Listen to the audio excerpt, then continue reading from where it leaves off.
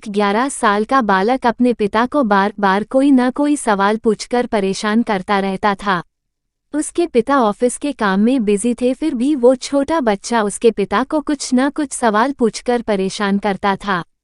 पिता ने सोचा, अगर मैं बच्चे को कोई ऐसा काम दे दूं जिससे वो कुछ घंटों तक उसी काम में उलझा रहे और मुझे परेशान भी ना करे, मैं अपना ऑफिस का काम भी इतने में निपटा पाऊंगा।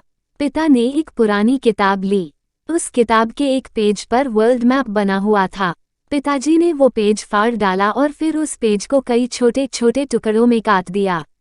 पिता ने वो छोटे छोटे टुकड़े बच्चे को देते हुए कहा कि बेटा, इस पेज पर वर्ल्ड मैप बना हुआ था, पर मैंने इसको छोटे छोटे टुकड़ों में काट दिया है। तुम्हें इन टुकड़ों को जोड़कर फिर से वर्ल्ड मैप बनाना है। वर्ल्ड मैप बनने के बाद ही तुम मुझे बुलाओगे। बच्चे ने कहा, अच्छा ठीक है। बच्चा अब वो पेज के छोटे छोटे टुकड़े लेकर वहां से चला गया। पिता को लगा था कि अब वो बच्चा कई घंटों तक इस काम में उलझा रहेगा और मैं अपना काम आराम से कर पाऊंगा। लेकिन केवल 5 मिनट के बाद ही वो बच्चा अपने पिता को बुलाता है और कहता है कि पापा देखिए, मैंने वर्ल्ड मैप बना दिया। बेटे की बात सुनकर पिता आश्चर्यचकित हो गए। पिता को समझ में नहीं आ रहा था कि उनके बच्चे ने कैसे सिर्फ 5 मिनट में वर्ल्ड मैप बना दिया। वो तुरंत बच्चे के पास जाते हैं और देखते हैं कि बच्चे ने कैसा बनाया है। पिताजी ने देखा कि उसके बच्चे ने तो बिल्कुल सही टुकड़े जोड़े हैं। पिता ने बच्चे से पूछा कि बेटा, तुमने इतनी जल्दी वर्ल्ड मैप कैसे बना लिया? बेटे ने कहा, पापा ये तो बहुत आसान है।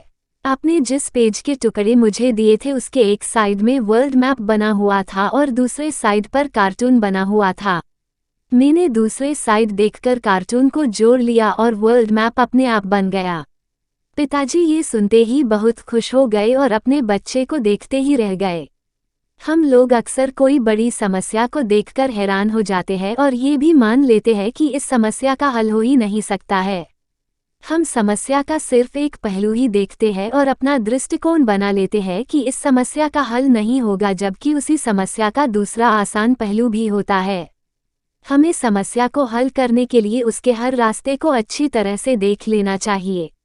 समस्या को अच्छी तरह से समझने पर हमें उसको हल करने का आसान रास्ता मिल ही जाता है।